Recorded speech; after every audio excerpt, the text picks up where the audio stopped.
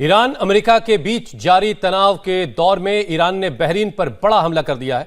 Iran के missile attack को Bahrain की एयर डिफेंस सिस्टम और मिसाइल डिफेंस सिस्टम रोकने में की कोशिश करते जरूर दिखाई दिए, लेकिन ईरानी मिसाइलों ने बहरीन में 5th फ्लीट के हेडक्वार्टर को टारगेट किया है और हिट किया। ये तस्वीरें आप देख रहे हैं, आसमान में एक तरीके की जो डिफेंस बैटरीज हैं उनसे फायर किए गए रॉकेट्स और ईरान की तरफ से आ रही मिसाइलों को रोकने की कोशिश आसमान में दिखाई दे रही है। एक बड़ा हमला बहरीन में किया गया ईरान की तरफ से। बहरीन, कुवैत, जॉर्डन, इन तमाम देशों में इस वक्त ईरान जो है अमेरिकी एसेट्स को टारगेट कर रहा है, निशाना बना रहा है अमेरिकी हमलों के जवाब में। और आसमान में एक तरीके से मिसाइल्स की ये डॉग फाइट दिखाई दे रही है। ईरान की आती हुई मिसाइलों को टारगेट करने के लिए जो इंटरसेप्टर्स हैं, जो बैटरीज हैं एयर डिफेंस सिस्टम की, वो एक्टिव की गई। और उसके बाद आसमान में आप देखिए नज़ारा किस तरह का है। एक साथ कई रॉकेट्स जो हैं वो टारगेट की तरफ बढ़ रहे हैं और उसके बाद कुछ टारगेट को अचीव कर रहे हैं और कुछ मिसाइलों ने जाकर के हेडक्वार्टर को हिट किया है।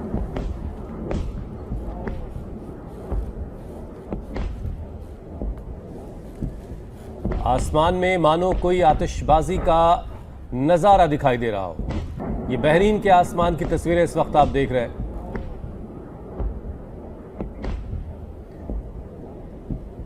एक तरफ ईरान और अमेरिका में वार पलटवार जारी है, तो वहीं अमेरिकी नेवी ने ईरानी पोर्ट्स पर नाकेबंदी की शुरुआत भी कर दी है। सेंटकॉम ने कहा कि वर्तमान में 20 से ज्यादा अमेरिकी नौसेना के वॉरशिप और सैकड़ों सैन्य विमान मिडिल ईस्ट में एक्टिव हैं। अमेरिका और ईरान के बीच जंग के कारण हॉर्मुज पर तनाव काफी ज्यादा बढ़ चुका है। जहाजों का यहां से गुजरना अब मुश्किल हो गया है और हमले के डर से टैंकर हॉर्मुज से गुजरने के लिए अब गुप्त रास्ता अपना रहे हैं।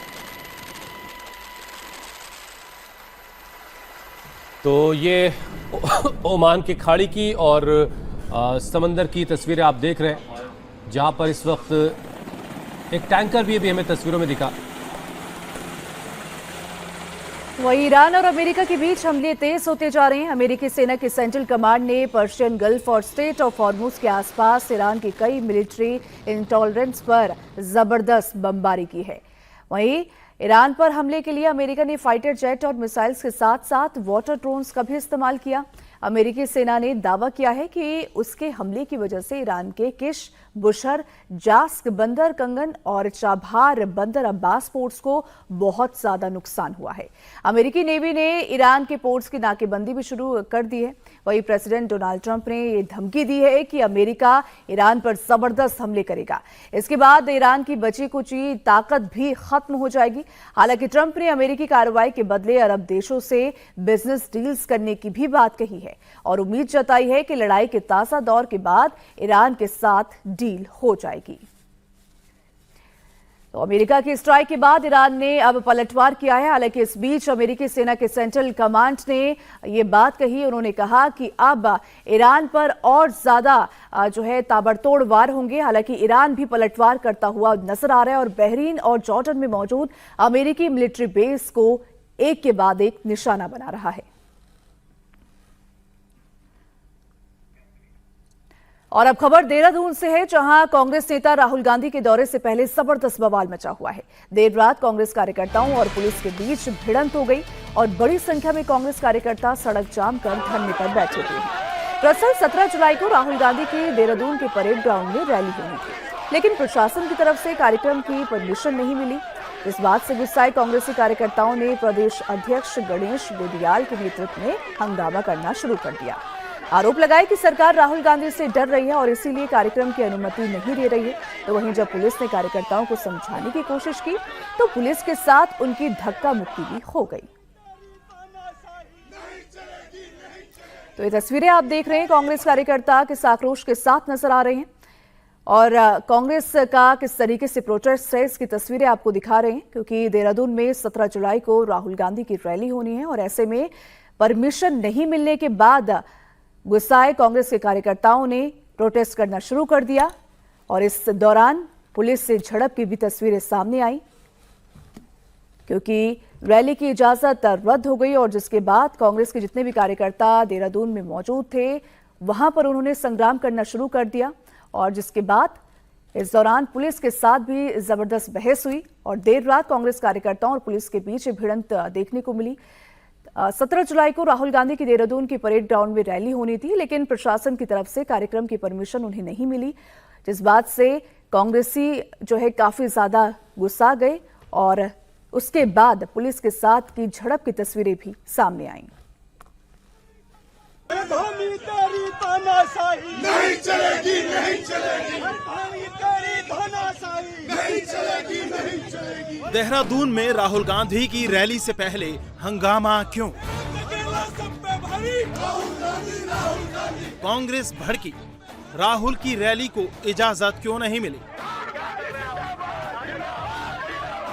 17 जुलाई को कांग्रेस नेता राहुल गांधी देहरादून आ रहे हैं, लेकिन उससे पहले ही प्रदेश की सियासत गर्मा गई है।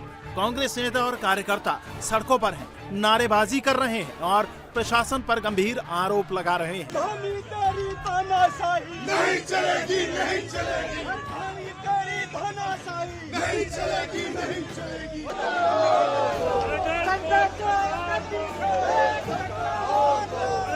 हंगामा कर रहे कांग्रेस कार्यकर्ताओं ने परेड ग्राउंड की एंट्री पर लगे बैरिकेड को हटा दिया। पुलिस ने रोकने की कोशिश की तो उनकी पुलिस के साथ धक्का मुक्की भी हुई।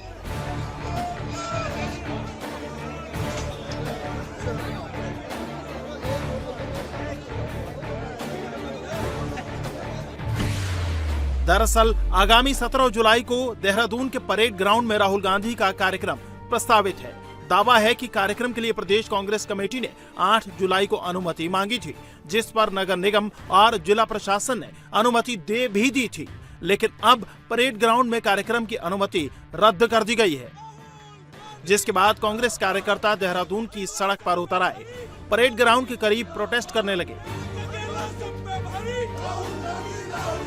परेड ग्राउंड पर लगे बैरिकेड को हटा दिया और फिर अंदर घुसकर हंगामा करने लगे। कांग्रेस कार्यकर्ताओं का यह हंगामा मंगलवार देर रात तक चलता रहा। उत्तराखंड कांग्रेस के प्रदेश अध्यक्ष गणेश गोदियाल के नेतृत्व में जमा हुए कांग्रेस कार्यकर्ताओं की पुलिस से भी झड़प हुई। उन्होंने दावा किया कि प्रशासन ने सरकार के दबाव में आकर ये फैसला किया है।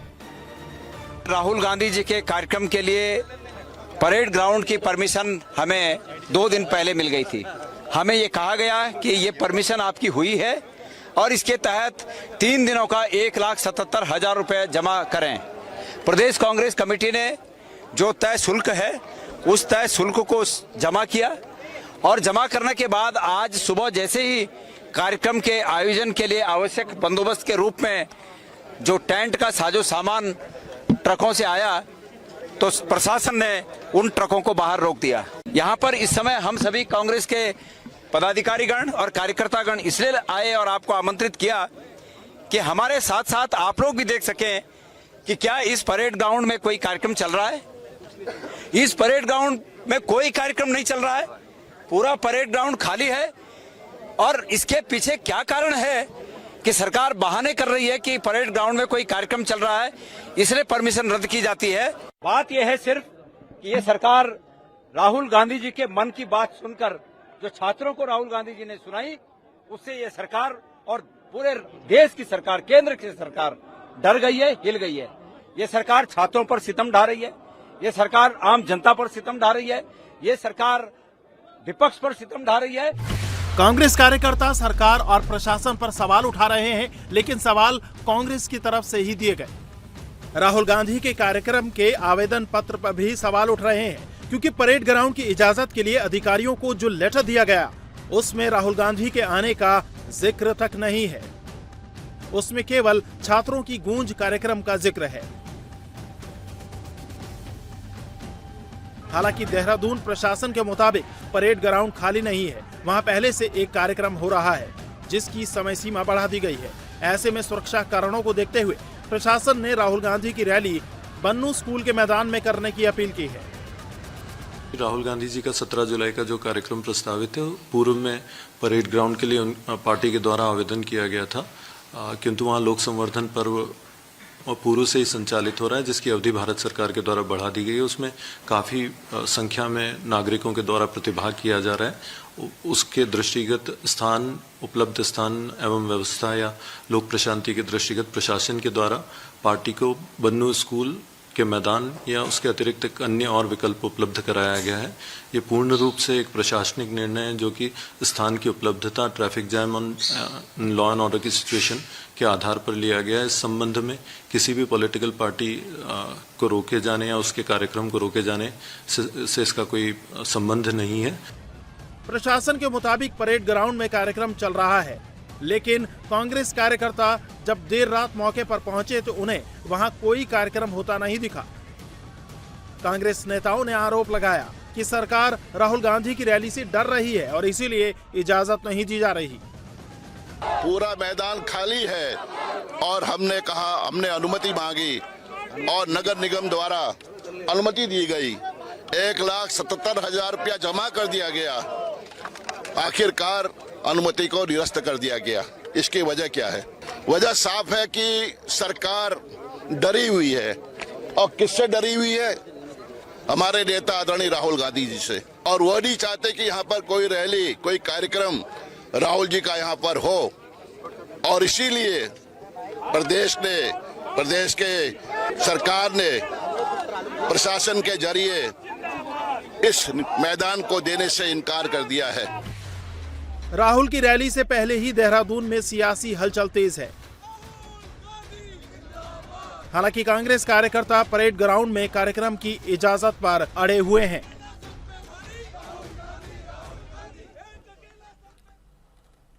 अयोध्या में चढ़ावा चोरी की जांच तेजी से आगे बढ़ रही है। आज एसआईटी अपनी जांच रिपोर्ट सरकार को सौंप सकती है।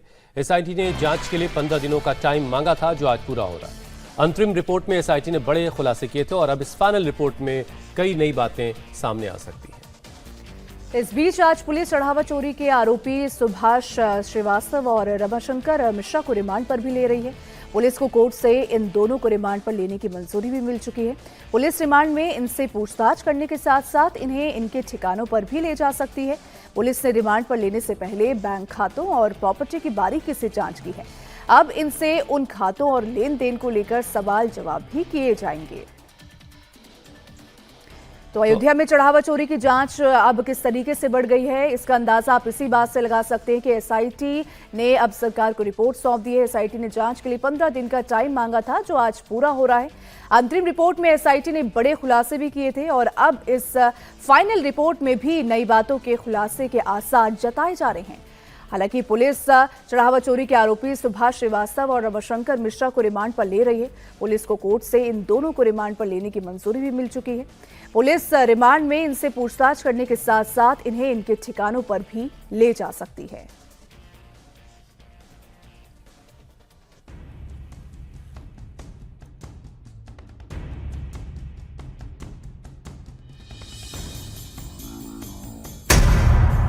सुभाष श्रीवास्तव रिमांड पर, रमाशंकर मिश्रा रिमांड पर। राम मंदिर में चढ़ावा चोरी की साजिश में सुभाष श्रीवास्तव वो शख्स हैं जिस पर साजिश का दूसरा बड़ा सूत्रधार होने का शक है, क्योंकि अब तक की जांच में शक की सुई इसी तरफ जा रही है।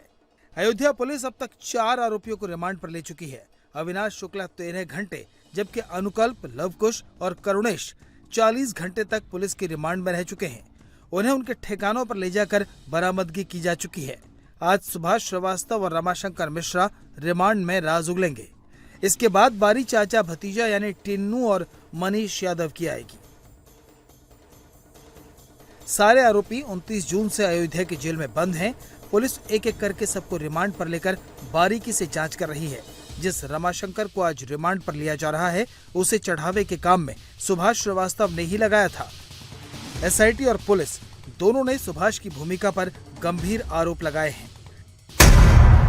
सुभाष श्रीवास्तव काउंटिंग के इंचार्ज थे। उन्होंने पैसे गिनने वाले कर्मचारियों की तलाशी नहीं ली।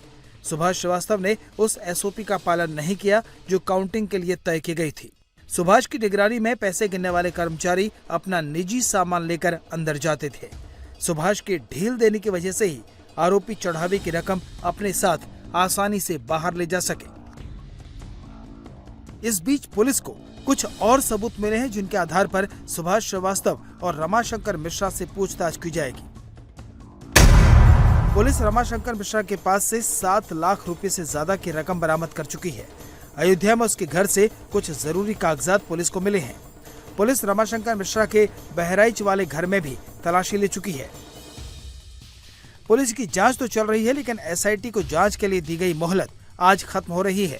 आज एसआईटी को अपनी रिपोर्ट यूपी सरकार को सौंपनी है। इसके बाद कुछ और तथ्यों का खुलासा हो सकता है, लेकिन उससे पहले एक खुलासा ट्रस्ट के कोषाध्यक्ष गोविंद देवगिरी ने कर दिया है। राम मंदिर ट्रस्ट ने पहली बार माना है कि जितनी रकम चोरी हुई है उसका आंकड़ा 3 करोड़ तक जा सकता है। जहां तक मेरा आकलन है, ये गलत भी हो सकता है क्योंकि एसआईटी का अभी रिपोर्ट आना है, लेकिन जहां तक मेरा आकलन मैं आप लोगों से बतला सकता हूं वो 3 करोड़ के आसपास होना चाहिए, ऐसा मुझे लगता है। जहां कहीं भी 2 आदमी इकट्ठे आकर के किसी का जेब की कतरते हैं ना, वो भी एक साजिश होती है। तो इतनी बड़ी चोरी हो गई तो साजिश है, लेकिन ये साजिश वो चोरों की साजिश है, बड़े लोगों की साजिश नहीं है। देखिए, ये मुझे भी लगता है 15,000 का वेतन उसको आप देंगे और उसके सामने रोज लाखों रुपयों की गिनती करेंगे तो, और दिन भर का काम उसको 8 घंटे करना पड़ेगा, तो एसबीआई को इसका विचार करना चाहिए। चोरी दिखाना जरूरी है, चोरों को सजा मिलनी चाहिए, इसका आग्रह रखना भी जरूरी है। चोरों का विरोध कीजिए, लेकिन राम भक्ति का विरोध मत कीजिए, राम भक्तों का विरोध मत कीजिए, जो सेवा प्रामाणिकता से उनका विरोध मत कीजिए। हम लोगों को अभी भी बहुत काम करना है। एक बार उनको सरकार के अनुसार जो दंड है ना, वो भुगत लेने दीजिए, उसके बाद उनको मैं प्रायश्चित कैसे करना चाहिए बतलाऊंगा। व्यक्तिगत रूप से मुझे कुछ प्रायश्चित करना चाहिए, वो मैं रोज अपनी पूजा में कर रहा हूं। रोज उसके लिए विशिष्ट जप और स्तोत्र पाठ आदि मैं कर रहा हूं। तीसरी बात, जिस स्थान में ये कुछ हुआ वहां आपके भगवान का यह अपराध है, और इसलिए वहां के पापक क्षालन के लिए और हमारे इस दोष के पाप के परिमार्जन के लिए हम लोगों ने वहां पर अनुष्ठान आरंभ किए हैं, जिसके लिए लगभग आप समझेंगे 70 पंडितों की व्यवस्था की है। ये वहां पर बैठ करके, और कुछ मंदिर परिसर में और कुछ बाहर ऐसे बैठ करके उसका अनुष्ठान अब 10 दिनों तक चालू रखेंगे। राम मंदिर में एक तरफ प्रायश्चित के लिए अनुष्ठान हो रहा है तो दूसरी तरफ सीईओ की नियुक्ति की प्रक्रिया शुरू हो चुकी है। कमेटी के पास अब तक 45 आवेदन आए हैं। 18 जुलाई की शाम 4 बजे तक अप्लाई करने का आखिरी समय है।